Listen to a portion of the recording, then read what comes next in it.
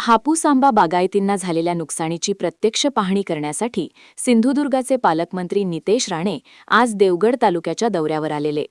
अचानक बदललेल्या हवामानामुळे आणि दाट धुके व दव यांच्यामुळे आंबा बागायतींना फटका बसल्याच्या पार्श्वभूमीवर त्यांनी शेतकऱ्यांच्या बागांमध्ये जाऊन परिस्थितीची माहिती घेतली.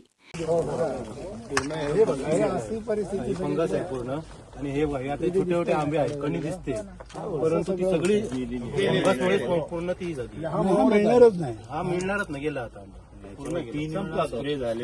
तरी पण ही अशी परिस्थिती. अगदी चांगले कंपनी, स्टँडर्ड कंपन्यांची औषधं मोलिक्युल वापरलेले आहे, तरी पण ही परिस्थिती अशी आहे. एवढं असं होतं आणि 8 दिवसाला फवारण्या केलेल्या आहेत, तरी पण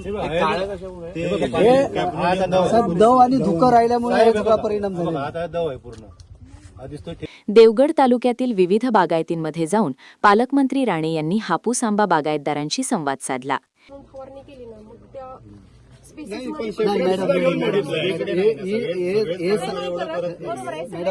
त्याच्या फवारण्या पण आम्ही सेपरेट घेतल्यात, फक्त थ्रिप्सच्याच फवारण्या आपण मारल्यात, तरी पण त्याचे रिझल्ट नाही. रिझल्ट मिळालेला नाही. थ्रिप्सचं तुम्ही जे म्हणता की नाही, वाढवलं त्याच्यावर संशोधनच मॅडम झालं नाहीये. स्पेसिफिक जो आमचा आंबा आहे ना, त्याच्यावरची औषधच येत नाहीये. ही तुमची गाठावरची औषधं इकडे कबूल केलंय. आपली खरेदी विक्री झाली. यावेळी त्यांनी झाडांवरील मोहर, फळगळ आणि इतर नुकसानीची पाहणी केली. परिस्थिती आणि त्याच्यावर हे बघा, हे असे जीवाणू आहेत अजूनही, म्हणजे स्प्रे घेतला तरी ही अशी परिस्थिती आहे. छोटे छोटे आंबे कोण आणि इकडे इकडे दाखवा. सेकंड मोहर आहे साहेब. सेकंड आहे ते. सेकंड मोहरला पण सेटिंग थर्ड मोहर पण तसाच झालाय. थ्रिप्स नावाचं. बागायतदारांच्या पाठीशी राज्य सरकार ठामपणे उभे आहे. आंबा उत्पादकांना कोणताही अन्याय होऊ देणार नाही.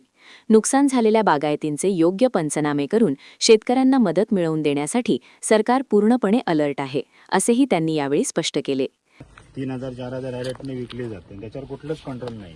बायोलॉजिकल आणतात आणि हे थ्रिप्सला आहेत म्हणून सांगतात, पण त्याच्यावर डाव कंपनीची 1-2 औषधं सोडली तर ती पण अर्ली स्टेजला वापरली तरच त्याचे रिझल्ट आहेत, अदरवाईज त्याचे पण रिझल्ट येत नाही. साहेब, मी काय केलं, मी ड्रम मध्ये औषध केलं, त्याच्यात जे थ्रिप्सचे औषध किंवा कीटकनाशक सगळे टाकले आणि मोहर जो होता तो बुडवून आतमध्ये असा धरला आतमध्ये, आणि 1-2 मिनिटांनंतर मी मोहर काढला. त्यावेळेस तो पूर्ण पाण्याच्या वरती पोहत होता आणि जिवंत होता. म्हणजे तिथे मरणं गरजेचं आहे, तो मरणं गरजेचं आहे.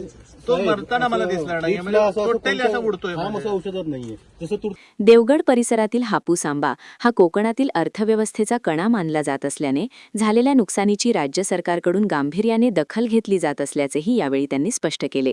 नामदार नितेश राणे जेव्हा शेतकऱ्यांच्या आंबा बागायतीमध्ये पोहोचले तेव्हा शेतकऱ्यांसोबत त्यांचा नेमका कोणता संवाद झाला ते. अधिकारी आणि आमच्या कृषी अधीक्षक, आमच्या सगळ्या जणांचं जे पहिल्या दिवसापासून म्हणणं आहे की ज्या आमच्या आंबा बागायतदारांनी कोकणाच्या इतिहासामध्ये कधीच काय मागितलं नाही, ज्यांच्यावर आमचं अर्थकारण अवलंबून आहे, आणि आज जेव्हा ते काय मागतायत किंवा जे काय आवाज उचलतायत त्याच्या मागे खरंच गंभीर परिस्थिती आहे. आता आम्ही सगळे कणकोलीतून जेव्हा इथपर्यंत येत होतो त्यामध्ये प्रचंड धुकं होतं. इथे आल्यावर ज्या भागात देवगडात जिथे आपण उभे आहोत तिथून हे खरं म्हटलं तर आंबे इथूनच मोठ्या प्रमाणामध्ये येतात आणि मग विविध मार्केटमध्ये उतरतात. आता इथलीच आपण ही कॅमेरा म्हणून कॅमेरा घेऊन सगळीकडे फिरलात, जी काय परिस्थिती दिसली ती अतिशय गंभीर परिस्थिती आहे. म्हणजे आंबा जिथे 300, 400 पेट्या बाहेर यायच्या तिथे आज 5, 10 पेट्या पण निघत नाहीये. आणि म्हणून ही सगळी परिस्थिती शासन म्हणून, प्रशासन म्हणून आम्ही खुल्या डोळ्याने पाहिलेल्या आहेत. आमच्या आंबा बागायतदारांच्या ज्या व्यथा आहेत, जे कधीच कोणाकडे हात पसरत नाहीत, कधीच काय मागत नाहीत, ते आज व्यथित आहेत. कारण का जी काय परिस्थिती आहे ती निसर्गामुळे आहे. जी काय कीड निर्माण झाली आहे, थ्रिप्ससारखा कीड आहे, उपलब्ध असणारी औषधं जी आहेत ती त्या कीड जी लागलेली आहे, रोग जो लागला त्याच्यावर कामच करत नाही. आणि म्हणून ह्या सगळ्या परिस्थितीवर सरकार म्हणून आम्ही त्यांच्याबरोबर उभं राहणं हे आमचं कर्तव्य आहे. आणि त्याचसाठी आज आम्ही आमदार, मंत्री, प्रशासन म्हणून आम्ही का मंत्रालयामध्ये बसतो, का विधिमंडळात बसतो, की ह्या आमच्या लोकांना आम्ही आधार दिला पाहिजे, संकटामध्ये त्यांच्याबरोबर उभं राहिलं पाहिजे, ह्याचसाठी आम्ही त्यांचे सेवक म्हणून तिथे बसतो. आणि म्हणून ही सगळी परिस्थिती, मी आहे, जिल्हाधिकारी मॅडम, कृषी अधीक्षक, सगळेच आमचे अधिकारी माझ्याबरोबर आहेत. आणि आज ही परिस्थिती पाहिल्यानंतर शासनाशी, मुख्यमंत्री कार्यालयाशी योग्य पद्धतीने माहिती तिथे पोहोचवणं, जशी मागणी जास्तीत जास्त मदत, जेणेकरून ह्या सीझनमध्ये जे काही नुकसान झालेलं आहे ते भरून कसं काढता येईल, ह्यांना शासन म्हणून ह्यांना आधार कसा देता येईल, त्या दृष्टिकोनातून आता आम्ही पावलं उचलणार आहोत. शासनाकडनं यापूर्वी देखील मदत मिळाली, मात्र ती तुटपुंजी आहे आणि आपल्याला मदत मिळते ती जी मदत पुरेशी नाही आहे असं सांगत त्या दिवशी देवगडमध्ये सुद्धा एल्गार मेळावा झाला आणि त्याच निमित्तानं 12 तारीखला आता हे सगळे जे बागायतदार आहेत ते आंदोलन करणार आहेत. काय सांगा? एक लक्षात घ्या, अशी परिस्थिती तुम्ही माझ्यापेक्षा आजूबाजूच्या बागायतदारांना विचारा. जेवढी गंभीर परिस्थिती अगोदर झालेली नव्हती. परिस्थिती होती, कधी कधी आम्हा लोकांना पाहिजे तसा आंबा भेटायचा नाही, पण ही परिस्थिती अतिशय वाईट आहे. आणि म्हणून आता आदरणीय गोगटे साहेब पण इथे आहेत, सगळे प्रमुख आंबा बागायतदार आज इथे ह्या माझ्याबरोबर आहेत.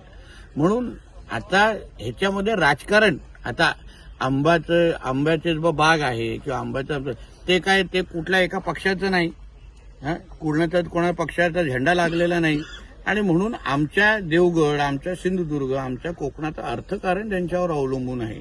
त्यांना आधार देणं, एका बाजूला आम्ही विकासाची भाषा करतो, एका बाजूला दळदळ उत्पन्न वाढवण्याची भाषा करतो, आणि दुसऱ्या बाजूने ज्यांच्या आधारावर आमचं कोकणाचं अर्थकारण अवलंबून आहे ते अगर संकटात असतील तर आमचं अर्थकारण किंवा दळदळ उत्पन्न कसं वाढेल हे समजणाऱ्यापैकी आम्ही लोक आहोत. तिथे सन्मान्य राणेसाहेब आज दिल्लीत पोहोचत आहेत. ते केंद्रीय मंत्र्यांशी ते स्वतः बोलणार आहेत या संदर्भात उद्या. आम्ही उद्या अधिवेशनात मंत्रालयात गेल्यानंतर आम्ही स्वतः मुख्यमंत्री साहेबांशी असो किंवा कॅबिनेटमध्ये परत एकदा त्या गोष्टी घेऊन एकंदरीत ह्या परिस्थितीवर मात आपल्यातला, जसं मी काल पत्रकार परिषदेत बोललो, एकच सिंधुदुर्ग म्हणून आपल्याला करायला लागेल. हा कुठल्या एका पक्षाचा विषय बिलकुलच नाही, होणारच पण नाही.